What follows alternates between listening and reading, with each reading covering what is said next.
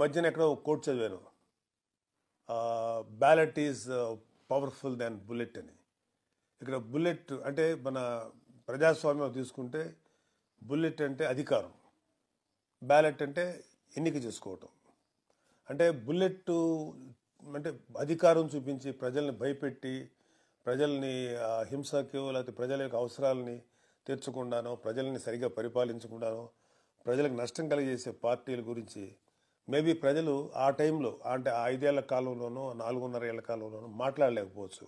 దానికి కారణం వాళ్ళ చేతిలో బుల్లెట్ అంటే అధికారం అనేటువంటి ఇది ఉంది. దాన్ని వాళ్ళ దమన నీతితోటి ప్రజల యొక్క ఆలోచనలను ప్రజల యొక్క స్వేచ్ఛను హరించవచ్చు.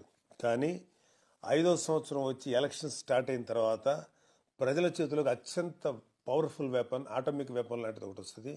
దాన్నే బ్యాలెట్ అంటారు. ఆ బ్యాలెట్ పేపర్లో వాళ్ళ ఓటును గుద్ది ఇన్నాళ్ళు సైలెంట్గా ఉన్నా సరే ఏ ప్రభుత్వం అయితే వాళ్ళకి నష్టం కలిగజేస్తుందో తిరుగులే విధంగా బుద్ధి చెప్పడానికి బ్యాలెట్ పేపర్ను ఉపయోగించుకుంటారు. వాళ్ళ ఓటు హక్కుని సక్రమంగా ఉపయోగించుకొని మంచి ప్రభుత్వాన్ని ఎన్నుకుంటారు. That's why ballot is powerful than bullet అన్నమాట వచ్చింది.